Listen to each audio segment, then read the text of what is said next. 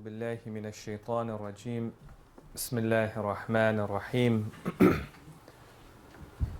الحمد لله رب العالمين بارئ الخلائق أجمعين باعث الأنبياء والمرسلين ثم الصلاة والسلام على أشرف الأنبياء والمرسلين سيدنا وحبيب قلوبنا أبي القاسم المصطفى محمد اللهم صل على محمد وعلى أهل بيته الطيبين الطاهرين أما بعد السلام عليكم جميعا ورحمة الله وبركاته. So you've heard the topic of discussion today, and I'm going to start with a short preamble. I've told you in the past that our religion teaches us three things. It teaches us our beliefs, it teaches us our values and how our character should be, and it teaches us our actions. What are the actions which are expected from a Muslim? The aqaid of the faith, the akhlaq of the faith, and the ahkam of the faith. However, one of the discussions we've not had here is of these three, which one is the most important? Which one is principal and the other two are secondary to it? Which of these three has centrality and the other two are there to support it? Okay. And for today's sake, I'm going to argue that it's the akhlaq, the character, that has centrality within our faith. And the aqaid, the beliefs, and the ahkam, the laws, are there to create that character that a human being is supposed to have. It is ethics. It is morals. Now, I'm not going to make an argument for it tonight, but I will share with you a hadith of the Holy Prophet. The Prophet of Allah said, إِنَّمَا بُعِثْتُ لِأُتَمِّمَ مَكَارِمَ الْأَخْلَاقِ. God has sent me with one purpose, and that purpose is to complete the most noble of human character. And there's a difference between makarim al-akhlaq and mahasin al-akhlaq. The most noble of character and good character. And inshallah, one day we will talk about it. But the assumption we'll make for today's argument or for today's discussion is that akhlaq has centrality within our faith. And in order for us to attain salvation, we have to develop the most noble of character. And we have many ahadith to this effect, by the way. In one hadith, the sixth Imam says that don't get deceived by a person's prayer or his fasting. Another hadith, he says, don't get deceived by a person's, the length of his ruku and the length of his sujood. Right? Rather, if you want to know a person, know him by two things. بِصِدْقِ الْحَدِيثِ وَأَدَاءِ الْأَمَانَةِ. When he speaks, does he speak the truth? When he is given a trust, does he honor it or does he betray the trust?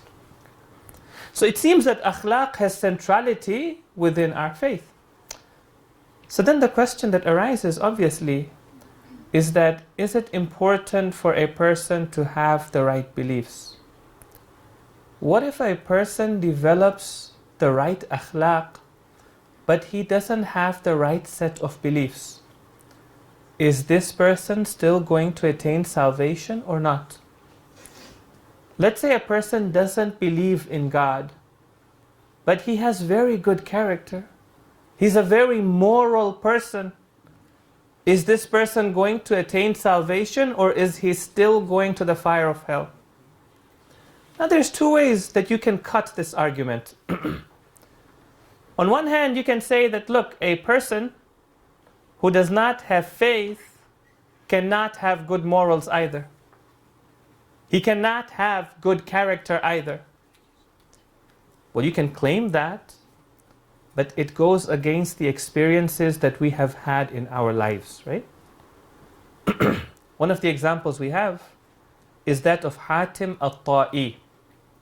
Some of you may have heard of Hatim al-Ta'i. Hatim al-Ta'i was a person who lived before the advent of Islam and the coming of the Holy Prophet. And Hatim al-Ta'i was a person who was known for his generosity. A generosity like his had never been seen before. He would never hold back at all. Right? In fact, one day, during the days of Islam, when the Muslim community was involved in a skirmish, and they collected some prisoners from the prisoners of war, and they brought them to the Holy Prophet, one of them was the daughter of Hatim al-Ta'i. So she came to the Holy Prophet and she said, "Don't disgrace me amongst the people of Arabia. For my father was Hatim al-Ta'i.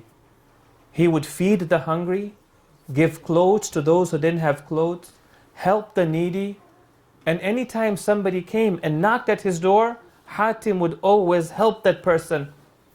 And the Prophet of Allah said, "Khallu sabilaha, let her go, فَإِنَّ أَبَاهَا, surely her father had makarim al-akhlaq, the most noble of human character." Right now in the winter, you've also come across people who are not Muslims, maybe they're not even believers in God, but they've shoveled snow for you. They've shoveled your driveway for you. I have a neighbor who does that.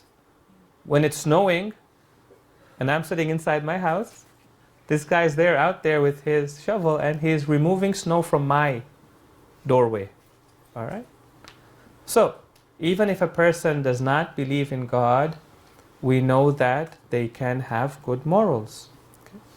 The other way you can cut the argument is to say that, well, even if he has good morals, but he doesn't have the right set of beliefs, then this person will not attain salvation. But then that goes against the crux of the argument that we made today, that the key to salvation is actually having good character. Okay? It goes against the crux of the assumption that we made today. So in order to answer this question then, I'm going to posit 3 arguments. The first 2 are going to be soft arguments. The last one is the bulk of the argument. And the conclusion of today's discussion is going to be so forth. We are going to say that yes, the key to salvation is developing noble character and developing morality. But a person who knowingly rejects faith is committing an act of immorality. All right? He's not completely moral if he knows the truth and he still rejects the truth. If he knows that his blessings come from God and he is still ungrateful towards God. All right. 3 arguments for today then. If you recite a salawat ala Muhammad wa ali Muhammad.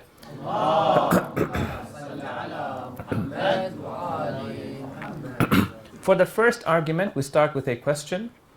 Why is it that human beings believe in God? And why is it that they do believe in a religion? Because it seems that from time immemorial, human societies have always been believing in a religion, in something that is supernatural. It's a very important question for sociologists, because they find that even when you go back 90,000 years ago, when the Homo sapiens were just coming out of Africa and establishing themselves in the Middle East, that even at that time they had certain religious beliefs. And there is evidence to that effect. So then some of the sociologists try to answer this question. And the first answer they give is to say that human beings believe in God and religion out of ignorance. Early on, we did not understand how some of the natural phenomena came about to be. How does it rain? And how do plants grow? And what makes the sun rise? And what makes the moon come out? And what makes the stars shine? And so human beings thought that there must be a supernatural being that's actually making these things happen, even though we cannot see it happening. Okay? And therefore the assumption here was that as human societies become more and more educated, then fewer and fewer people are going to be religious. Okay. The second argument is to say that human beings believe in God and they believe in religion out of fear.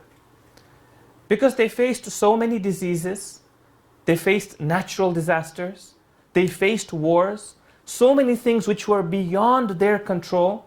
Their medicine was very rudimentary. Their ability to control their environment was also very rudimentary, and therefore they needed to believe in a higher power that could give them a sense of consolation. If I pray to this higher power, He's going to help me, and that gives them consolation. The assumption here is that in a society where you have advanced medicine, where you understand how nature operates, you would find that religion is slowly regressing in that society. The third argument is to say that people believe in religion in order to control the masses. Okay? Karl Marx famously said that religion is the religion is the opiate of the masses. It is the drugs of the masses. And one would think that in this day and age, opium is the religion of the masses, right? Addictions have become the religion of the masses. But he said that, look, people wanted to organize their societies and create good governance. Well, how can you make people follow the law if the police cannot be everywhere? Well, you tell them that it's their religious duty, that there is a higher moral authority, and that it is their responsibility towards that authority to obey the king, to obey the empire, to obey the laws, to have law and order within that society. So the assumption here is that once you've got good governance and law and order in a society, that slowly the need for religion would naturally go away.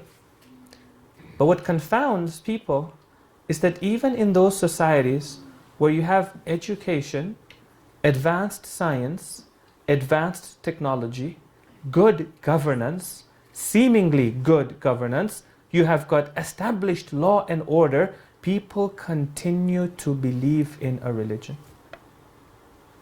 People continue to believe in God. They may move away from organized religion, they still believe in God. In fact, we think that in America, most people are atheists now, right? I mean, that's the mindset that we might have developed. There was a research done in 2014 by the Pew Research Center. And it compares the research done in 2014 to the one done in 2007. And they found that the number of US adults who believe in God's existence has, of course, declined. All right? How much has it declined by? Well, they said it dropped in 2007 from 92% to, in 2014, to how many percent?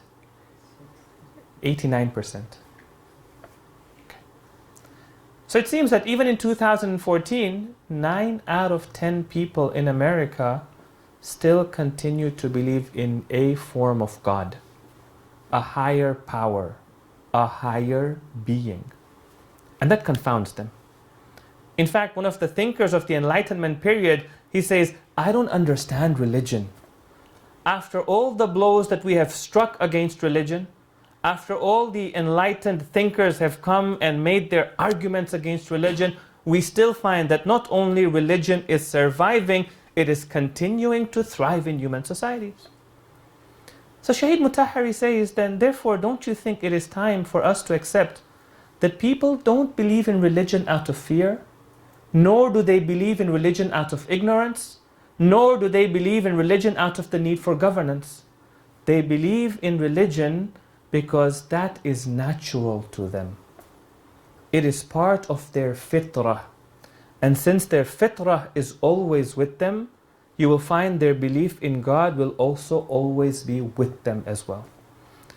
Now today, I don't have time to define what is fitrah.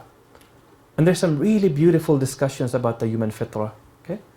But I'm going to say it in simple words. For most human beings, seeing the world with God is natural to them, and seeing the world without God or without purpose is very unnatural to them. It takes a lot of programming. It takes a lot of conditioning from society for this person to start believing that there is no God. There is no greater purpose to life. Allah subhanahu wa ta'ala says in the Quran, فَأَقِمْ وَجْهَكَ لِلدِّينِ حَنِيفًا. Then turn your attention to the upright religion. فِطْرَةَ اللَّهِ الَّتِي فَطَرَ النَّاسَ عَلَيْهَا. This is the manner in which God has created every human being. This is the manner in which God has hard-coded the firmware of every human being. All right? Therefore, for a person not to believe in God or the hereafter would require him to suppress his fitrah. And the fitrah is the basis to his morality. And therefore, for a person not to believe in God, he has to suppress the basis for his morality. Now I want you to hold this idea in your mind, because we're going to come back to it, inshallah. The second argument, I'm going to claim right now that when a person believes in God, you find that they are inclined to be moral creatures. And if a person does not believe in God, then they are less inclined to be moral creatures. If a person believes in God and the hereafter, they're inclined to develop their morality. And if a person does not believe in God or the hereafter, they're not as inclined to develop their morality.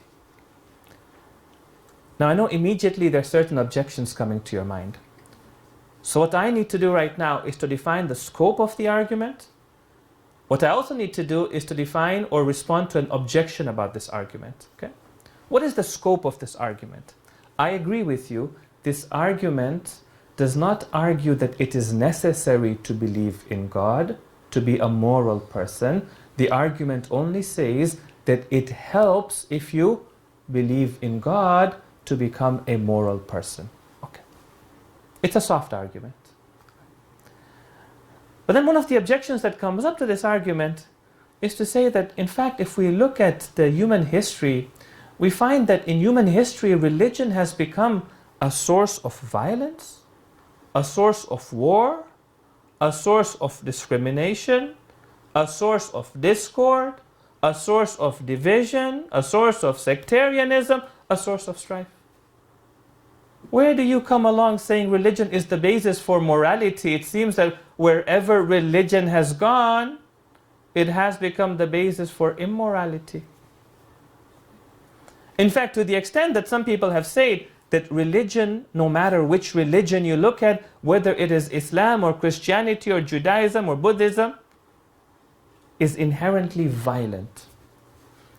And in fact, that was the topic or the theme of one of the seminars that we held at SFU, along with the MSA, the SMS, and one other organization, right? And myself and Professor Paul Collingwood from Trinity Western, and also Mufti Asim Rashid and one more pastor were on the panel speaking to this. And I think it's important for us to remove this misconception that religion is inherently violent or religion is inherently immoral. I just want to make a few points over here in how you would answer to this question. So, firstly, what we know is that the violence and the discrimination is not motivated by religion. The violence is motivated by people's political agenda, their nationalistic agenda, their personal agendas. I've shared with you before that there is a professor at the University of Chicago, and he studied over 300 cases of suicide bombings. And he found that in all of these cases, religion had little or nothing to do with the motivations of the suicide bomber. That in fact, political agenda, nationalistic agendas, and personal agendas had a greater role to play in it, and that religion is sometimes misused as a tool to further our political and nationalistic ambitions. One. Okay. Number two, you find that most people of faith abhor violence. And most people of faith actually like good morals. That the violent people are not the mainstream within any faith, whether we're talking about Christianity or Islam, that they are in fact the extremists and on the fringes of the faith. But the problem with us is that whenever we see a violent person, we always seem to associate him to his faith. And if we see a peaceful activist working against that violence, we never associate them with their faith. True? When people look at the Taliban, they say, there, look, those Muslims and people of faith engaged in acts of violence. But when they look at Malala Yousafzai, she came up in a faith-based community, in a faith-based family. She's also driven by her faith, but nobody points at her and says, hey, look, there's a Muslimah engaging in peaceful activism. When people look at Daesh, they say, hey, look, those are them religious people again, doing what religious people normally do. But those people who are standing up to Daesh, your brothers on the frontiers of Iraq, in Mosul, on one hand fighting Daesh, on the other hand taking care of the civilians, that the civilians are not hurt in the crossfire, putting their lives on the line, their families becoming, orphans and widows. Nobody points at them and says, hey, look, they are also driven by their faith. Okay? Number 3, many of us also have something that I call a minority syndrome. Okay? So normally when you walk into a place, even if 8 people are doing something and 2 people are doing something that you don't expect, you're going to walk out of that place saying, well, imagine that place. They're all doing it. What do I mean by that? I mean that sometimes you walk into a community and maybe 80% of the people there wear hijab. And 20% of the ladies don't wear hijab. You come back from that community and I hear people saying, my God, nobody in that community wears hijab. Why? Because we focus on those 2 people and we look at those 2 people who weren't wearing hijab. Recently I was talking to somebody and this person was of marriageable age, thinking of getting married. But he was saying, you know what, I don't want to get married because I'm finding that more and more marriages are ending up in divorce. And maybe that's true. Maybe there are marriages which are ending up in divorce. But the way he was describing it, it was as if every marriage is ending up in a divorce. Right? And I say to him, brother, we're in a gathering right now. There's about 15, 20 people, men over here, there are women on the other side. Tell me, how many of them have their marriages broken? Now, sometimes we see a few cases and we think, well, everybody is like that. Similarly, you look at a few people who are violent and suddenly you make the assumption, well, everybody in that religion is violent. Right?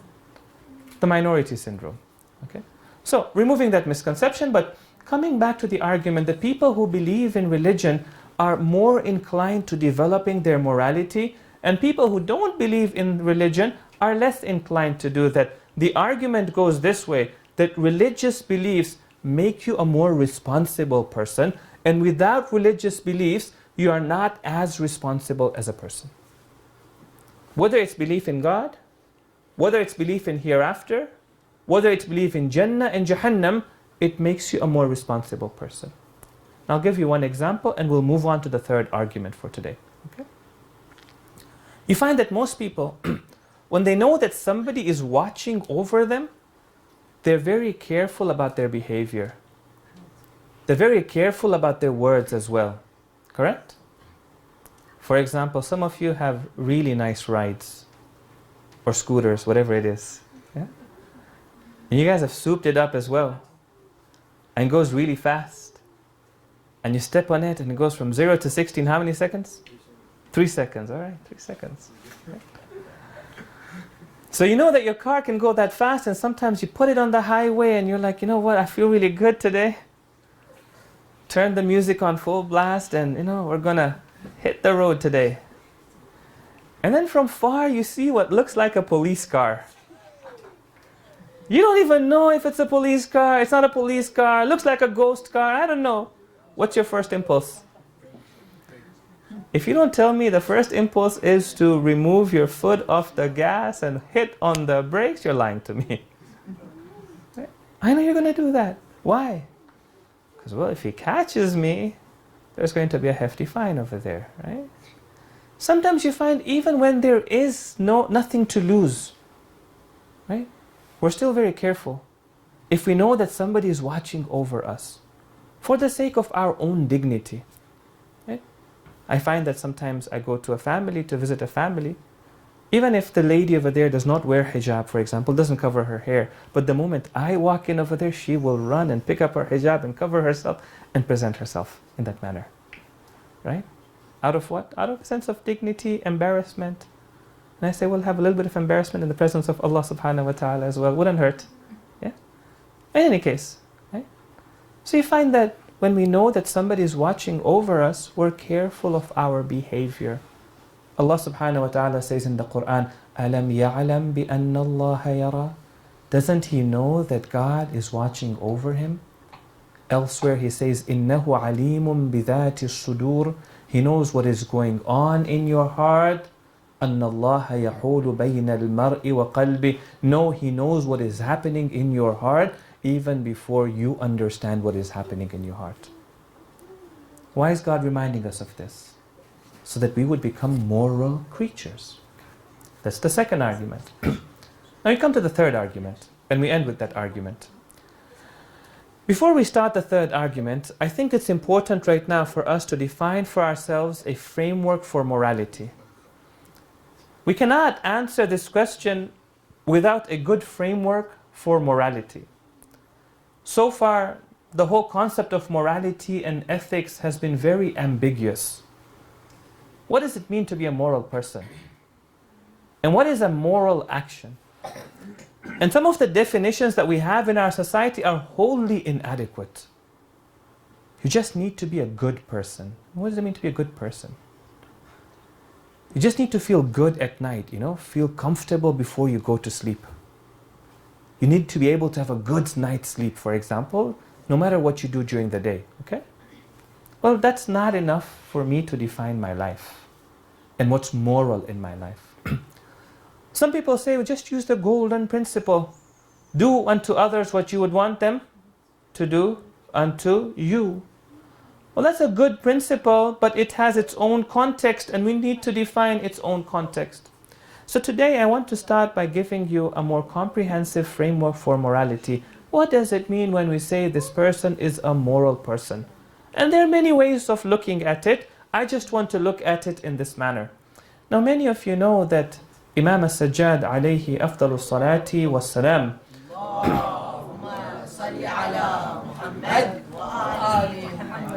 he has a risala known as Risalat al-Huquq, the treatise of rights.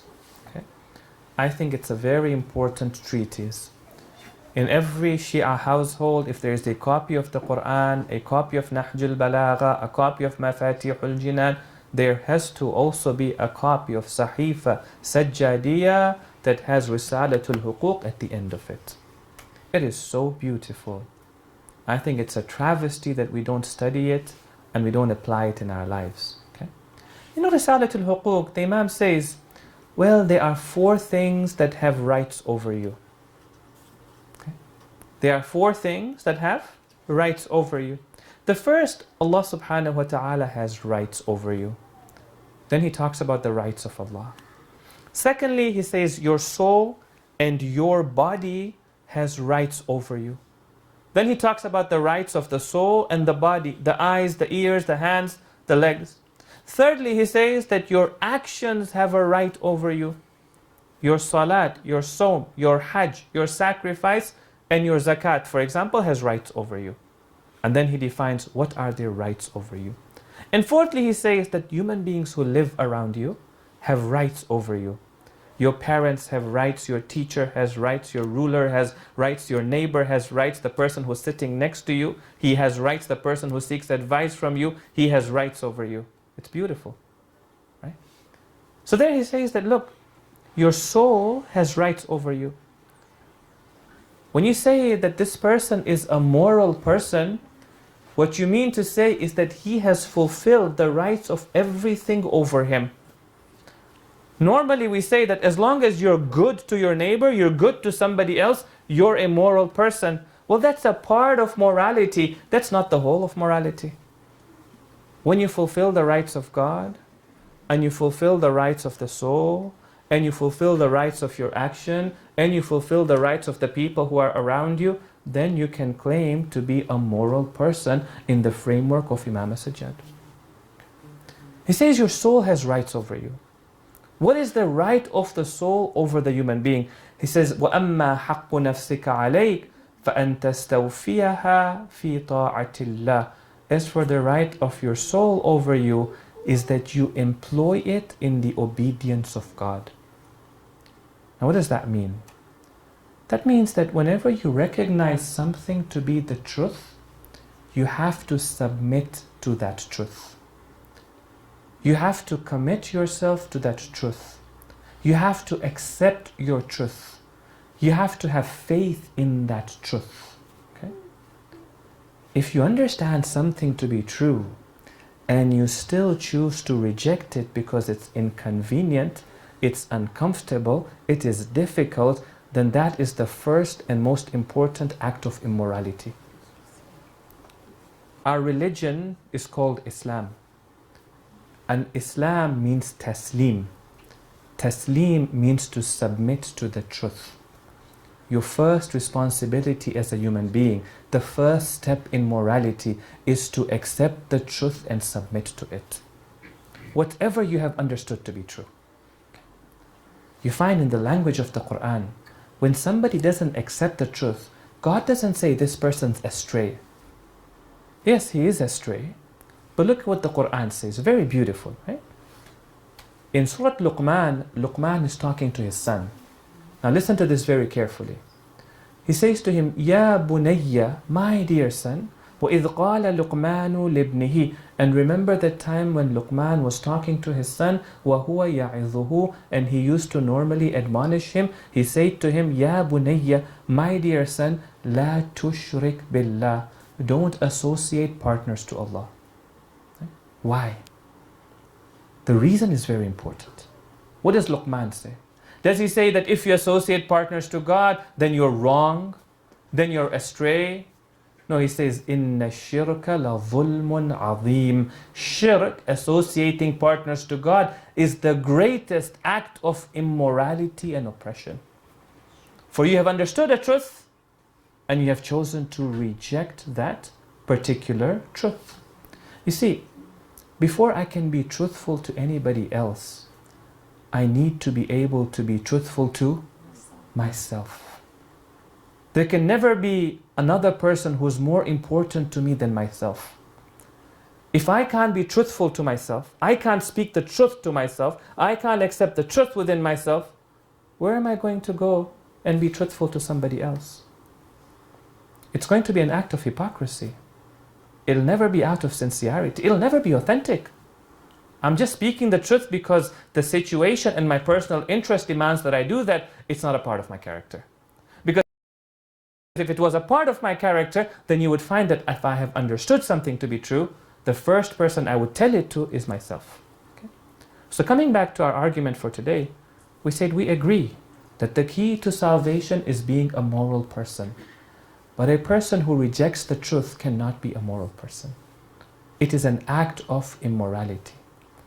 The key to salvation is being a moral person.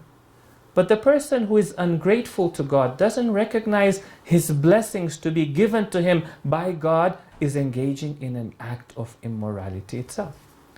Now, of course, you would ask that, well, what about the people who are not believers? Are they all going to go then to the fire of hell? I think we have covered that discussion before, and we've said, well, it's going to depend on their circumstances. How much of the truth have they understood? And when they didn't understand something, did they go looking for the answers? Did they go searching for it? Did they not go searching for it? That is for God to judge on the day of judgment. Sallu ala Muhammad wa ali Muhammad.